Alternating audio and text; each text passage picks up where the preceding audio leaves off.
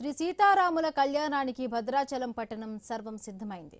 శ్రీ సీతారాముల కళ్యాణాన్ని వీక్షించడానికి పలు రాష్ట్రాల నుంచి రామభక్తులు వేల సంఖ్యలో భద్రాచలానికి తరలివచ్చారు.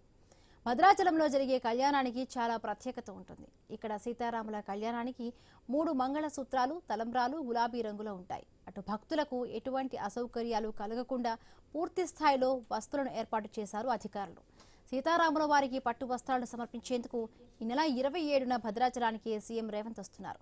భక్తులకు కళ్యాణ తలంబ్రాల కోసం ప్రత్యేకమైన కౌంటర్లు, ఎండ తీవ్రత తట్టుకునేందుకు చలువ పందిళ్లు, కూలర్లు ఏర్పాటు చేశారు. భద్రాచలం ఆలయ అభివృద్ధికి ప్రభుత్వం 300 కోట్లను కేటాయించింది. కళ్యాణం ఏర్పాట్లపై భద్రాచలం నుంచి ఖమ్మం కరెస్పాండెంట్ నవీన్ అందిస్తున్న గ్రౌండ్ రిపోర్ట్ చూద్దాం.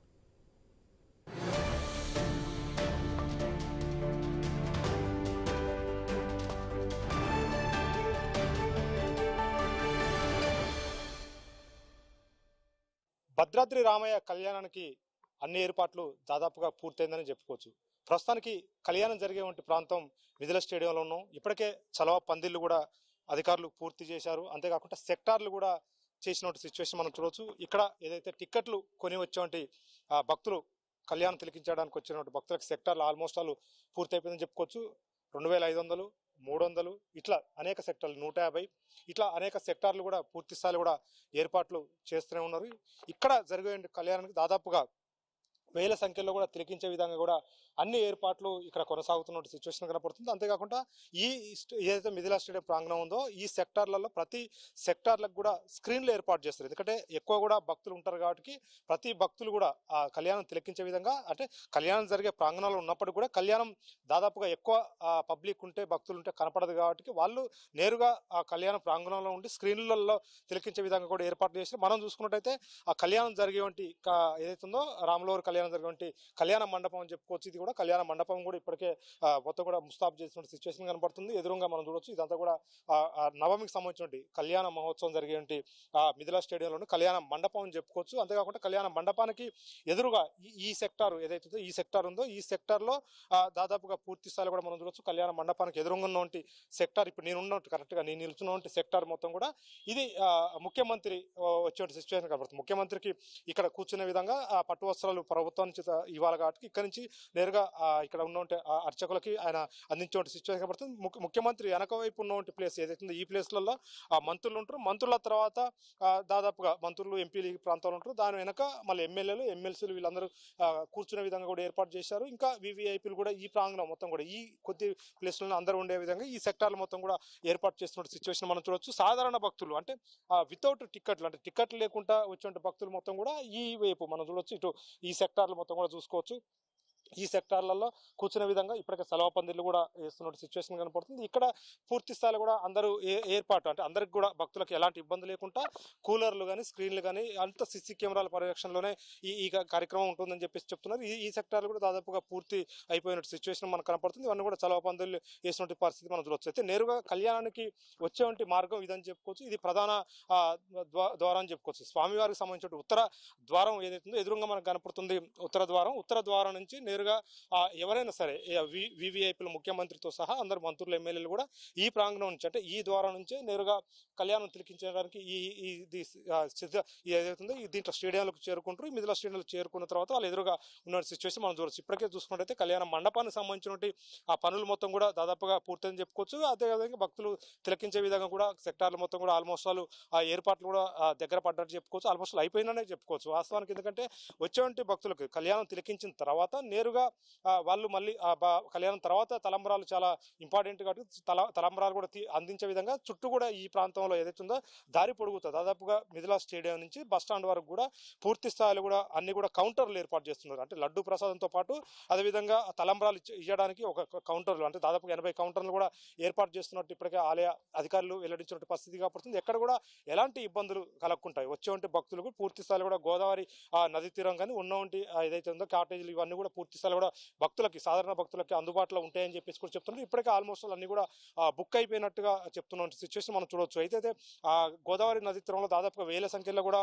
సేద తీరడానికి ఆల్మోస్ట్ అక్కడ కూడా టెంట్లు ఏదైతుందో ఇక్కడ వేసినట్టు సెలవు పందిరి లెక్కన అక్కడ కూడా టెంట్లు గోదావరి నది ప్రాంగణం మొత్తం కూడా తీరం మొత్తం కూడా వేస్తున్నట్టుగా అధికారులు చెప్పారు. పూర్తి స్థాయిలో కూడా ఎక్కడ కూడా ఇబ్బందులు కలగకుండా వచ్చేవంటి భక్తులకు ఎలాంటి ఇబ్బందులు లేకుండా ఎలాంటి ఘటనలు చోటు చేసుకోకుండా మొత్తం అన్ని ఏర్పాట్లు చేస్తామని చెప్పేసి కూడా ఇప్పటికే చెప్పిన సిచ్యువేషన్ మనం చూడొచ్చు. ఏదైనా పూర్తి స్థాయి కూడా ఈసారి నవమికి సంబంధించినటువంటి తలంబ్రాల సంఖ్య ఏదైతుందో ఎక్కువ, అంటే దాదాపుగా 300 క్వింటాలు కూడా ఏర్పాటు చేసాము. లడ్డులకి భక్తులకు లడ్డు ప్రసాదం అందించే విధంగా కూడా లడ్డులు కూడా ఎక్కువ కూడా తయారు చేస్తున్నాం. ఎలాంటి ఇబ్బందులు జరగకుండా నేరుగా సీతారామచంద్ర స్వామి కళ్యాణం సంబంధించిన మహోత్సవం తిలకించిన తర్వాత పూర్తి స్థాయి వాళ్ళకి లడ్డు ప్రసాదాలు అందే విధంగా, తలంబ్రాలు అందే విధంగా అన్ని ఏర్పాట్లు చేసామని చెప్పేసి కూడా ఆలయ అధికారులు చెప్పిన సిచ్యువేషన్ కనపడుతుంది. ఇక్కడ పరిస్థితి భద్రాచలంలో జరగనున్న శ్రీరామ నవమి వేడుకల్లో మరో కీలకం తలంబరాలని చెప్పుకోవచ్చు. కళ్యాణం క్రతువు ముగించగానే వెంటనే కూడా వచ్చినటువంటి భక్తులు దాదాపుగా 1000 కొద్ది భక్తులు వస్తారు. వాళ్ళందరికీ కూడా అందించడానికి ముత్యాల తలంబరాలను సిద్ధం చేస్తుంది ఆలయ కమిటీ. ఇప్పుడే మనం చూడొచ్చు, ఇక్కడ మొత్తం కూడా ప్యాకింగ్ల ద్వారా ఏదైతే వచ్చినటువంటి భక్తులు కళ్యాణం తిలకిస్తారో కళ్యాణం తిలకించేటువంటి భక్తులకి ఖచ్చితంగా వాళ్ళకి తలంబరాలు చాలా పవిత్రంగా భావిస్తారు. తలంబరాలని ఖచ్చితంగా కళ్యాణం వచ్చినటువంటి భక్తులు తలంబరాలు లేని మాత్రం ఎట్టి పరిస్థితుల్లో వాళ్ళు తిరిగి వెళ్ళని పరిస్థితి కనపడుతుంది. ఎందుకంటే ఎప్పుడైనా సరే భద్రాచలం కళ్యాణానికి వచ్చారంటేనే చాలా గొప్పగా చెప్పుకునేది, భక్తితో పూజించుకునే తలంబరాలు అని చెప్పుకోవచ్చు. ఖచ్చితంగా వాళ్ళకి తలంబరాలు అందించడానికి ఇప్పటికే మనం చూసుకున్నట్టే ఆలయానికి సంబంధించిన కమిటీ సభ్యులు మొత్తం కూడా రెడీ చేస్తున్నారు. ఈ మిషన్ల ద్వారా దాదాపుగా ఒక్కొక్క మిషన్ రోజు ఒక 10,000 ప్యాకెట్స్ కూడా సీజ్ చేసేటువంటి పరిస్థితి కాబట్టి మొత్తం ప్యాకింగ్ కార్యక్రమం ఏదైతే ఉందో దీని ద్వారా రోజుకు ఒక 10,000 ప్యాకింగ్ ఒక మిషన్ చేస్తుంది. ఇక్కడ 2 మిషన్లు ఏర్పాటు చేశారు. రోజు కూడా 20,000 సుమారుగా డే టైంలో 20,000 ప్యాకెట్లు కూడా ఏదైతే ప్యాకింగ్ అవుతుంది. అంతేకాకుండా బై హ్యాండ్ కూడా వచ్చినటువంటి భక్తులు కూడా ఇక్కడ సేవ చేస్తారు కాబట్టి వాళ్ళు కూడా బై హ్యాండ్ ద్వారా కూడా ముత్యాల తలంబరాలను ప్యాకింగ్ చేసిన సిచ్యువేషన్ మనం చూడవచ్చు. ఇవన్నీ కూడా ప్యాకింగ్ ఏదైతుందో ఆ తలంబరాలు పైన తలంబరాలు పోస్తారు. పైనుంచి తలంబరాలు పోసిన తర్వాత కిందికి ఏదైతుందో కిందికి వస్తుంది. కిందికి రాగానే ఒక్కొక్క ప్యాకెట్కి ఒక్కొక్క ముత్యం ద్వారా కూడా ఇక్కడ పెట్టే సిచ్యువేషన్ మనం చూడవచ్చు. ఎందుకంటే ఇక్కడ ఇదంతా కూడా మిషన్ రౌండ్ తిరుగుతూ ఉంటుంది. ఒక్కొక్క ముత్యం పెట్టినప్పుడు ఒక్కొక్క ప్యాకింగ్ మనం ఇక్కడ ప్యాకింగ్ అయిపోయి కిందికి పడే సిచ్యువేషన్ మనం చూడవచ్చు. ఇవన్నీ కూడా ప్యాకింగ్ అయినటువంటి ముత్యాల తలంబరాలు అని చెప్పుకోవచ్చు. ఇక్కడ ప్యాకింగ్ జరుగుతున్న సిచ్యువేషన్ మనం చూడవచ్చు. ఇక్కడ తలంబరాలు మొత్తం ప్యాకింగ్ అయినట్టు కిందికి వస్తే ఇట్లా ప్యాకింగ్ ముద్రిస్తే ఇక్కడ మనం చూసుకున్నట్టయితే ఒక్కొక్క ముత్యంతో తలంబరాలు ప్యాకింగ్ మొత్తం కూడా సిద్ధం చేస్తున్నారు. ఆలయానికి సంబంధించినటువంటి ఎవరైతే ఉన్నారో ఇక్కడ వచ్చినటువంటి సిబ్బంది కూడా చూడవచ్చు. ఒక్కొక్క ప్యాకింగ్ లో ఒక్కొక్క ముత్యం కూడా ఉంటుంది. ఇట్లా దాదాపుగా మనం చూసుకుని 300 క్వింటాల ఏదైతే తలంబరాలు కూడా కలుపుతున్నటువంటి పరిస్థితి మనం చూడవచ్చు. ఎందుకంటే వచ్చినటువంటి భక్తులందరికీ కూడా అందించే విధంగా 300 క్వింటాల తలంబరాలని కలుపుతున్నారు. అంతేకాకుండా బస్ స్టాండ్ నుంచి దాదాపుగా ఆలయ ప్రాంగణం దాకా ఎక్కడైతే మిథిలా స్టేడియం కళ్యాణం జరుగుతుందో ఆ ప్రాంతం దాకా దాదాపుగా 70-80 కౌంటర్లు కూడా ఏర్పాటు చేస్తున్నట్టుగా ఆలయ సిబ్బంది ఇప్పటికే చెప్తున్నారు. 70 కౌంటర్లు ఏర్పాటు చేయడం కాకుండా కార్గో అదేవిధంగా పోస్టర్ల ద్వారా కూడా భక్తులు తలంబరాలు కావాలంటే ఖచ్చితంగా వాళ్ళకు కూడా పంపించే విధంగా కూడా ఏర్పాట్లు చేస్తారు. ఇప్పటికే పూర్తి స్థాయిలో కూడా తలంబరాలను అయితే ప్యాకింగ్ పూర్తిగా మనం చూడవచ్చు. ఈ విధంగా ప్యాకింగ్ చేసి మొత్తం కూడా చూసుకున్నట్టయితే ఇట్లా బస్సాల ద్వారా కూడా ప్యాక్ చేస్తారు. ఆ రోజు కళ్యాణం ఏదైతే కళ్యాణం జరిగిన వెంటనే భక్తులకి కౌంటర్లు ఏర్పాటు చేసి అక్కడ లడ్డూ ప్రసాదం కూడా కీలకమని చెప్పుకోవచ్చు. ఈ తలంబరాలు ఎంత కీలకమో ఆ తలంబరాలతో పాటు లడ్డూ ప్రసాదం కూడా భక్తులకు అందించే కౌంటర్లు కూడా ఏర్పాటు చేస్తారు. ఈ కౌంటర్ల పక్కన ఏదైతే తలంబరాలు ఇస్తారో తలంబరాలు ఇచ్చేటువంటి కౌంటర్ల పక్కన మరికొన్ని లడ్డూకు సంబంధించిన కౌంటర్లు కూడా ఏర్పాటు చేస్తామని చెప్పేసి కూడా అధికారులు చెప్తున్న సిచ్యువేషన్ మనం చూడవచ్చు. వీళ్ళందరూ కూడా ఏంటంటే ఇక్కడికి వచ్చినటువంటి భక్తులు అంటే ఇక్కడ సేవకు వస్తారు. సేవకు వచ్చినప్పుడు పూర్తి స్థాయిలో కూడా తలంబరాలు కలిపే ఏదైతుందో కలిపే ప్రక్రియ మొత్తం కూడా వీళ్ళే ద్వారా చేస్తున్న సిచ్యువేషన్ మనం చూడవచ్చు. తలంబరాలు ఎక్కడైతే ప్యాకింగ్ అయిన తర్వాత పూర్తిగా ఈ విధంగా పొట్లాలు కట్టి మొత్తం కూడా దీంట్లో ఉంచిన సిచ్యువేషన్ మనం కనపడుతుంది. ఇవన్నీ కూడా తలంబరాలు వచ్చేటువంటి భక్తులకు ఏవైతే కొన్ని పార్సల్ వెళ్తాయి కాబట్టి పార్సల్కు సంబంధించినటువంటి తలంబరాలు మొత్తం కూడా ప్యాక్ చేసి ఇక్కడ పెట్టినటువంటి సిచ్యువేషన్ చూడొచ్చు.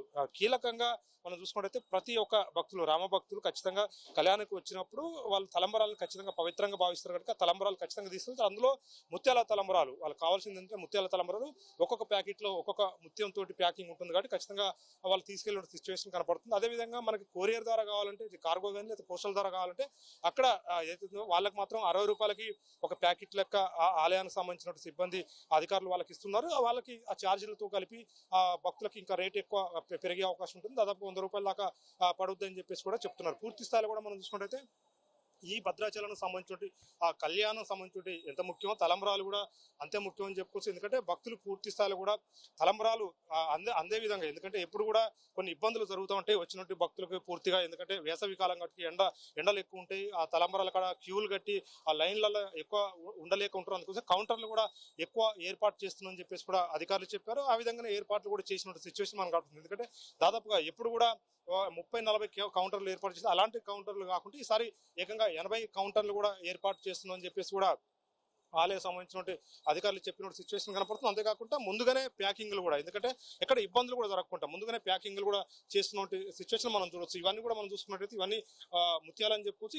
ఈ ముత్యాలకు సంబంధించి ఇవన్నీ కూడా ముత్యాలకు సంబంధించి తలంబరాల్లో కలుపు, అంటే పైన తలంబరాలు పోస్తారు కాబట్టి ఈ ముత్యాలు మొత్తం కూడా ఒక్కొక్క ప్యాకింగ్కి ఒక్కొక్క ప్యాకింగ్ సీజ్ చేసే విధంగా అక్కడ పెడుతున్న పరిస్థితి మనం చూడవచ్చు. ఇవన్నీ కూడా ముత్యాలు, అదేవిధంగా తలంబరాలు. ఒక్కొక్క తలంబరాలు పైన పోసినప్పుడు పైన నుంచి కిందికి వస్తాయి కాబట్టి ముత్యాలు మాత్రం చేతితోటే పెట్టాలి. ఒక్కొక్క ప్యాకెట్కి ఏదైతే ప్యాకింగ్ ఉంటుందో ఒక్కొక్క ప్యాకింగ్ సంబంధించిన ఆ తలంబరాలు ఒక్కొక్కటిగా పెట్టాలని చెప్పేసి కూడా చెప్పడంతో పూర్తి స్థాయి కూడా ఇవన్నీ ప్యాకింగ్ సిద్ధం చేస్తున్నట్టు సిచ్యువేషన్ ఉంది. ఇక్కడ ఏదైనా కానీ పూర్తి స్థాయిలో కూడా భక్తులకి ఎలాంటి ఇబ్బంది లేకుండా ఈసారి తలంబరాలు అందిస్తామని చెప్పేసి కూడా ఆలయానికి సంబంధించి అధికారులు చెప్తున్నారు. ఇప్పటికే అలాంటి పనులు కొనసాగుతుందని చెప్పుకోవచ్చు. ఎందుకంటే ఆ లడ్డు కూడా ప్రధానంగా, ఎందుకంటే మనం ఇక్కడ చూసుకోవచ్చు, ఒక పక్క ముత్యాల తలంబరాల ప్యాకింగ్, మరో పక్క లడ్డు కూడా తయారైతుంది. లడ్డు తయారీ ఈ విధం ఏంటంటే ఇంకా కొన్ని రోజులు టైం ఉంది కాబట్టి పూర్తి స్థాయిలో కూడా తాజా లడ్డు భక్తులకు అందివ్వాలి కాబట్టి ముందుగానే రెండు రోజుల ముందే లడ్డు తయారు చేస్తామని చెప్పేసి కూడా ఆలయానికి సంబంధించిన అధికారులు చెప్తున్నారు. ముత్యాల తలంబరాలు ఎక్కువ ప్యాకెట్లు ఉంటాయి, ఎందుకంటే దాదాపుగా 300 క్వింటాల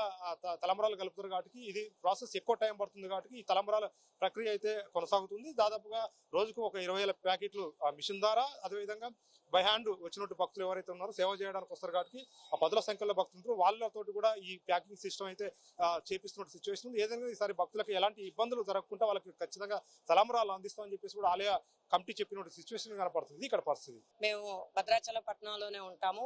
శ్రీరామనవమికి అక్షింతలు కలపటానికి ప్రతిరోజు కూడా మా ఒక సేవా కమిటీ వాళ్ళందరూ కూడా వచ్చి ఇక్కడ అక్షింతలు కలపటానికి చాలా బాగా పాల్గొంటారు.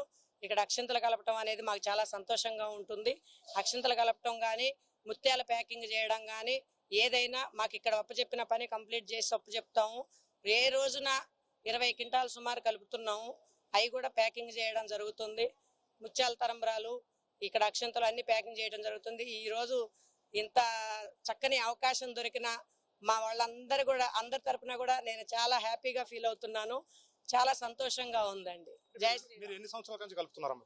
మేము 20 సంవత్సరాల నుంచి ఇక్కడ భద్రాచల పట్టణంలోనే ఉంటాం కాబట్టి మా వాళ్ళు కొత్తగూడెం నుంచి కానీ, పాలవంచ నుంచి కానీ అందరూ వస్తారు.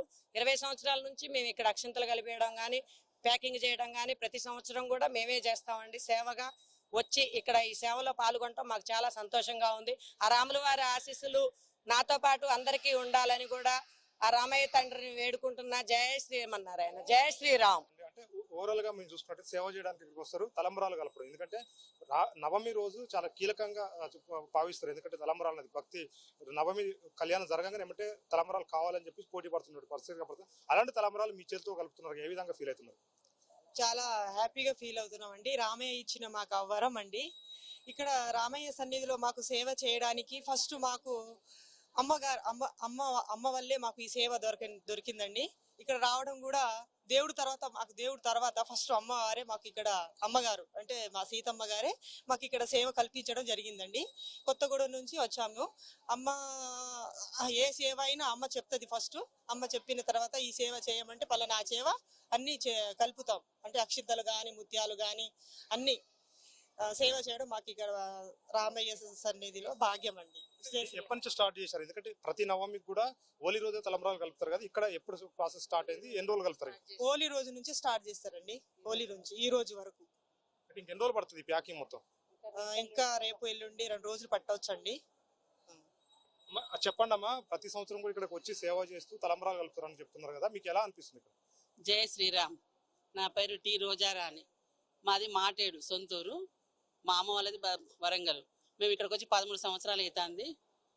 వచ్చిన కాంచి తలంబరాలు కలపడం కానీ, అందరితో కలిసి ఉండడం కానీ, అక్షంతలు కలపడం, ముత్యాలు వేయడం, పసుపు కుంకుమ బుక్కాగలాలు, హత్తరు, పన్నీరు, సెంటు అన్ని వేసి బస్తాల కొద్ది, డ్రమ్ముల కొద్ది నెయ్యి పోసి బాగా కలుపుతారు. అందరికీ ఈ భాగ్యం అందరికి కలగాలి. నాకైతే చాలా సంతోషమైంది. నేను హైదరాబాద్ ఉన్నప్పుడు ఇక్కడికి కలపడానికి వచ్చి ఈ రోజు ఇక్కడ ఉండి ప్రతి రోజులైనా కలిపినే పోతానండి. ప్రతి సంవత్సరం వచ్చి నేను కలుపుతాను. చాలా సంతోషం. రాముల వారి దయ ఉంటే ప్రతి సంవత్సరం నేను బతికినంత కాలం ఇక్కడ కలపాలని నాకు కోరికనండి. జయ శ్రీరామ్. మేము మోరతాడు మండలం, ఇది నిజామాబాద్ జిల్లా. ఆడికి వెళ్ళి వచ్చినాం 2 సంవత్సరాలు అన్నాడు. మంగ తయారమ్మ రమ్మన్నది, వచ్చినాము, చేసినాము. ఇప్పుడు 8 మంది వచ్చినాము. నేను ఇదివరకు వచ్చిన అంతే. మంచిగా మాకు సంతోషం అనిపించింది. కలిపినాము. ఈ 3 వద్దుల సంది లడ్డు కట్టినాము, బియ్యం కలిపినాము. రోజుకి ఎన్ని క్వింటాలు కలుపుతారమ్మ? కలుపుతాం ఇక ఆటమైనట్టు 2 క్వింటాలు కానీ 3 క్వింటాలు కానీ సాధ్యమైనంత ఇక 10 కూడా కలపచ్చు. అట్లా ఈ మంది బాగా అయినాం కదా 10 కూడా కలుపుతాం.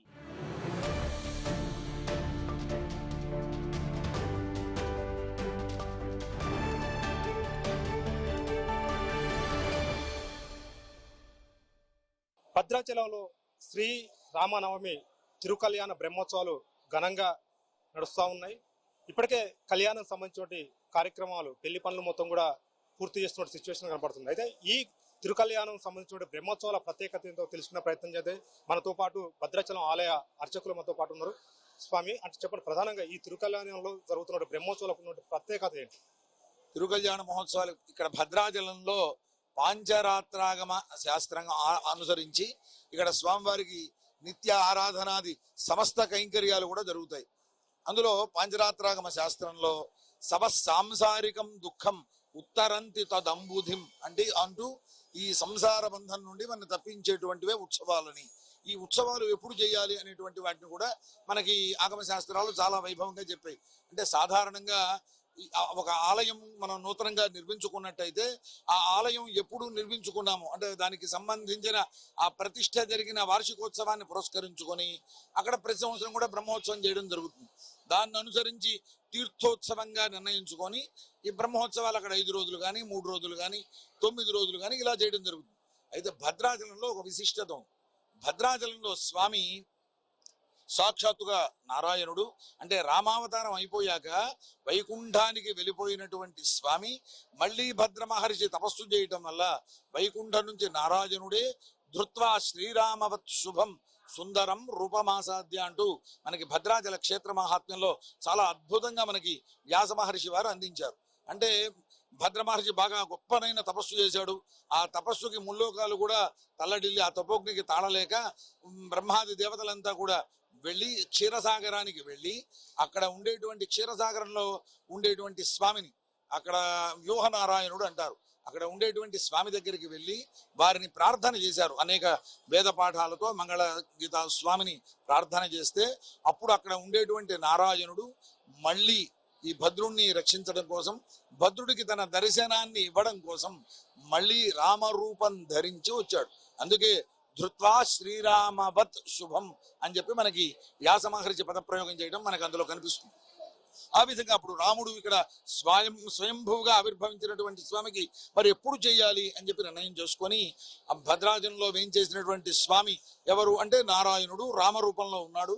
కాబట్టి వారికి ఏం చేయాలి అని రామదాసు గారు ఇక్కడ ఆలయంలో కుంభాభిషేకం ఆలయం కట్టిన తర్వాత ఇక్కడ కుంభాభిషేకం చేసి ఇక్కడ ఈ ఆరాధనాది కైంకర్యాలన్నీ సమస్తం నిర్వహించడం కోసం పాంచరాత్రాగమ పండితులని ఆహ్వానం చేసి శ్రీరంగాది ప్రాంతాల నుండి 5 గోత్రాల వారిని ఇక్కడికి వారు ఏర్పాటు చేయడం జరిగింది. వారు ఆత్రేయ గోత్రం వారు, భారద్వాజ గోత్రం వారు, మాండవ్య గోత్రం వారు, హరితస, కౌశిక ఈ గోత్రాలకి సంబంధించినటువంటి అంటే స్వామివారికి నిత్యారాధనలో ఈ జాత అశౌచాలు ఎటువంటివి సంభవించినా కూడా స్వామివారి కైంకర్యానికి ఏ విధమైన ఆటంకం లేకుండా ఉండాలని ఏర్పాటు చేయడం జరిగింది. అలా చేసిన సందర్భంలో మరి భద్రాచల రామచంద్ర స్వామి వారికి ఎప్పుడు చేయాలి అంటే ఇక్కడ పాంచరాత్రాగమ శాస్త్రంలో ఒక అద్భుతమైనటువంటి విషయం అంటే యస్యావతార దివసే తస్య కళ్యాణమాచరేతని చెప్పబడ్డది. కాబట్టి స్వామి నారాయణుడే భగవంతుడు నారాయణుడు 5 అవతారాలు ఎత్తాడు. పర, వ్యూహ, విభవ, అంతర్యామి, అర్చారూపాలు.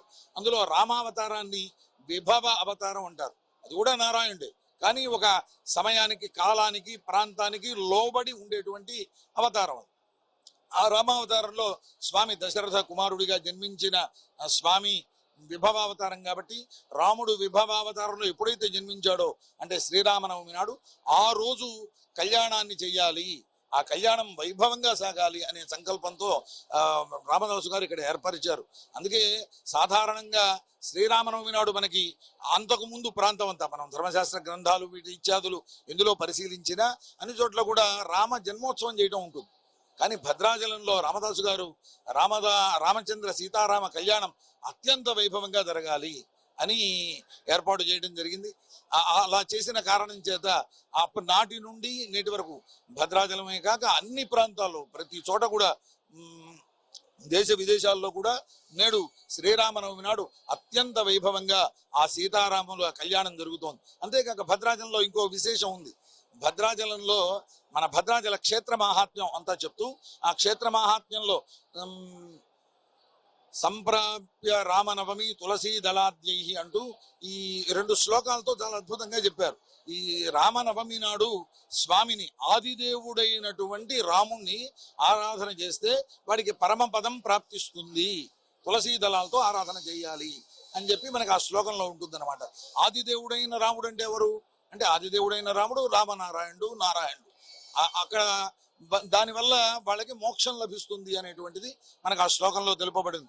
అంతేకాక మరొక శ్లోకంలో యస్తు రామ నవమి దినే హరిం అంటే రామనవమి నాడు భద్రాచలంలో వేయించేసి ఉన్నటువంటి హరిని దర్శిస్తే, అంటే హరి ఎవరు అంటే నారాయణుడు రాముడు వేరు కాదు. ఇక్కడ ఉన్న రాముడికే నారాయణుడు అని పేరు, రామచంద్రుడు అని పేరు, నారాయణుడికి సంబంధించిన అన్ని నామములు అలాగే రాముడికి సంబంధించిన అన్ని నామములు వారివే. అందుకే యస్తు రామ నవమి దినే హరిం అని చెప్పి మనకి భద్రాచల క్షేత్ర మహాత్మ్యంలో ఉంటుంది.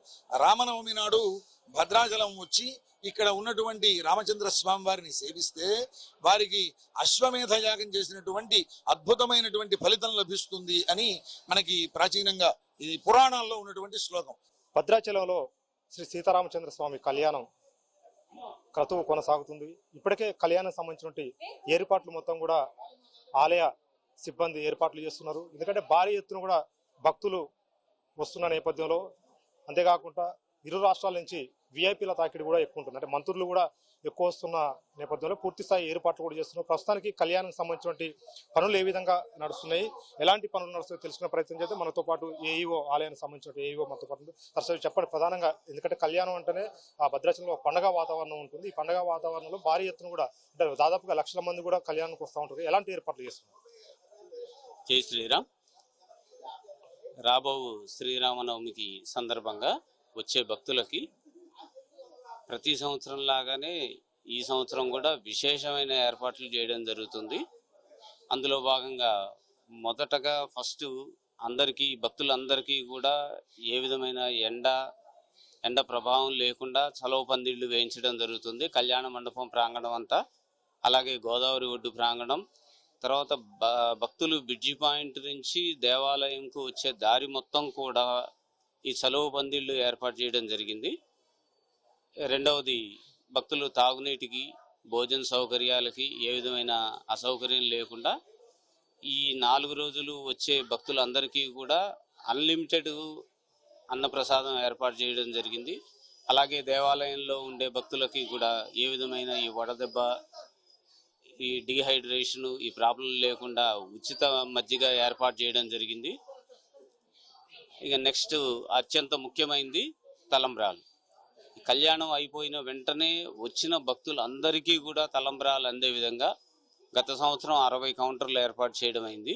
ఈ సంవత్సరం ఇంకొక 20 అదనంగా 20 మొత్తం 80 కౌంటర్ల ద్వారా వచ్చిన భక్తులందరికీ కూడా తలంబ్రాలు ఏర్పాటు చేయడం జరుగుతుంది.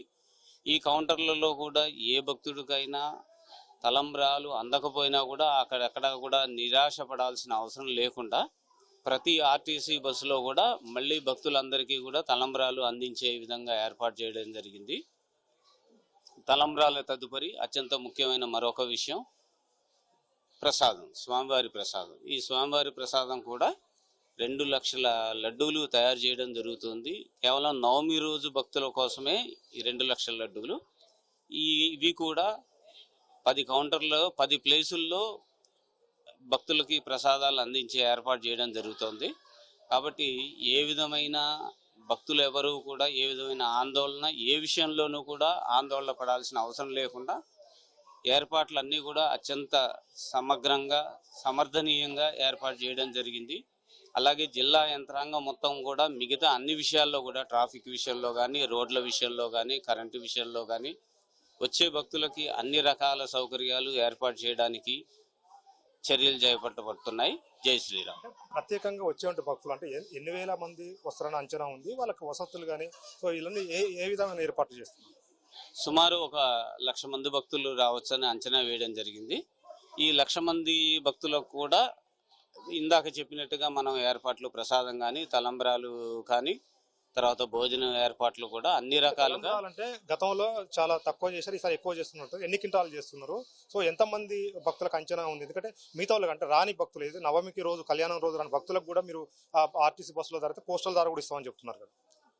ఈ తలంబ్రాలు లాస్ట్ ఇయర్ 60 కౌంటర్ల ద్వారా 200 క్వింటాల్స్ లాస్ట్ ఇయర్ డిస్ట్రిబ్యూట్ చేయడం జరిగింది. ఈ సంవత్సరం 300 క్వింటాళ్ళు 80 కౌంటర్ల ద్వారా డిస్ట్రిబ్యూట్ చేస్తున్నాము. అలాగే రాలేని భక్తులకు కూడా ఇక్కడ స్వామివారి దర్శనము, అది అర్చన, తర్వాత తలంబ్రాల ప్యాకెట్లు డోర్ డెలివరీ ద్వారా అందించడానికి పోస్టల్ డిపార్ట్మెంట్ ద్వారా, ఆర్టీసీ కార్గో ద్వారా, దేవస్థానం ఆన్లైన్ ద్వారా ఇలాగ అన్ని రకాలుగా కూడా తలంబ్రాల ప్యాకెట్లు అందించడానికి చర్యలు చేపట్టడం అయింది. సుమారుగా ఇప్పుడు ఈ 3 సర్వీసుల ద్వారా సుమారుగా ఇప్పటికీ 1,00,000 ప్యాకెట్లు ఆల్రెడీ బుకింగ్ అయిపోయినాయి. అలాగే దానికి తగ్గ చర్యలు, జాగ్రత్తలు కూడా చేపట్టడం జరిగింది. ఫైనల్ గా అంటే భక్తులకి వచ్చేటువంటి భక్తులకి ఆలయం తరపు నుంచి ఎలాంటి సూచనలు ఇవ్వాలనుకున్నాం? ఏ విషయంలోనూ భక్తులు ఎవరు కంగారు పడొద్దనేది మనవి. ఎందుకనంటే దర్శనానికి కానీ కళ్యాణం మండపంలో కానీ అందరికీ సౌకర్యవంతంగా ఏర్పాట్లు చేయడం జరిగింది.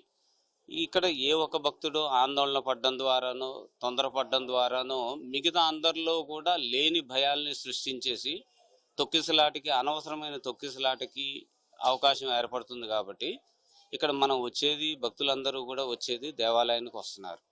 ఈ రామాలయ ప్రాంగణంలో రాముల వారి సన్నిధిలో మనం గడపగలగడమే ఒక గొప్ప విషయం.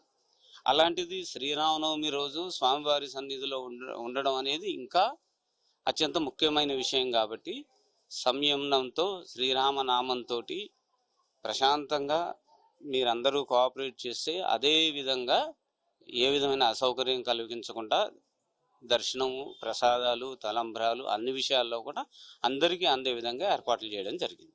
ఇక్కడ పరిస్థితి అంటే ఓవరాల్ గా చూసుకుంటే నవమికి సంబంధించిన ఏర్పాట్లు దాదాపుగా పూర్తయ్యని చెప్పేసి కూడా ఏవో చెప్తున్న సిచ్యువేషన్ కనపడుతుంది. వచ్చేవంటి భక్తులు దాదాపుగా 1,00,000 మంది భక్తులు వస్తారని చెప్పేసి కూడా ఆలయం సంబంధించిన అధికారులు ఒక అంచనా ఇస్తున్నారు. వచ్చేవంటి భక్తుల కోసం వసతులు కూడా పూర్తి స్థాయిలో కూడా వాళ్ళు ఉండడానికి ఇటు గోదావరి నది తీరంలో కానీ లేకపోతే ఎక్కడైతే ఖాళీ స్థలాలు ఉన్నాయో అక్కడ మొత్తం కూడా సమయాలు కూడా ఏర్పాటు చేశారు. వచ్చేవంటి భక్తులకి ప్రసాదాలు ప్రధానంగా, ఎందుకంటే నవమి అనగానే ఖచ్చితంగా శ్రీరామ నవమి తర్వాత తలంబరాల కోసం భక్తులు ఎగబడే సిచ్యువేషన్ కనపడుతుంది. అలాంటి సిచ్యువేషన్ లేకుండా ఈసారి కౌంటర్లు కూడా దాదాపుగా 70-80 కౌంటర్లు కూడా ఏర్పాటు చేస్తున్నాం. ప్రత్యేక కౌంటర్ల ద్వారా కూడా తలంబరాలు అందించే ప్రయత్నం చేస్తామని చెప్పేసి కూడా అధికారులు చెప్తున్నారు. అంతేకాకుండా ఆర్టీసీ బస్సులలో కూడా ఎవరైతే భక్తులు ప్రయాణం చేసి వస్తున్నారో మళ్ళీ ప్రయాణం చేసి వాళ్ళు ఇంటికి వెళ్తారో ఆ సమయంలో కూడా బస్ స్టాండ్లలో కూడా బస్సులలో కూడా తలంబరాలు ప్యాకెట్లు ఇచ్చే కార్యక్రమం కూడా చేపడతామని చెప్పేసి కూడా చెప్తున్న సిచ్యువేషన్ కాబట్టి ఎవరు కూడా భయపడకుండా, అంటే వచ్చేటువంటి భక్తులు ఎక్కడ కూడా భయపడకుండా తోపులాటలు లేకుండా ప్రశాంతంగా కళ్యాణం తిలకించే విధంగా అన్ని ఏర్పాట్లు కూడా చేశామని చెప్పేసి కూడా ఆలయ సిబ్బంది చెప్తున్న సిచ్యువేషన్ కనపడుతుంది. ఇక్కడ పరిస్థితి.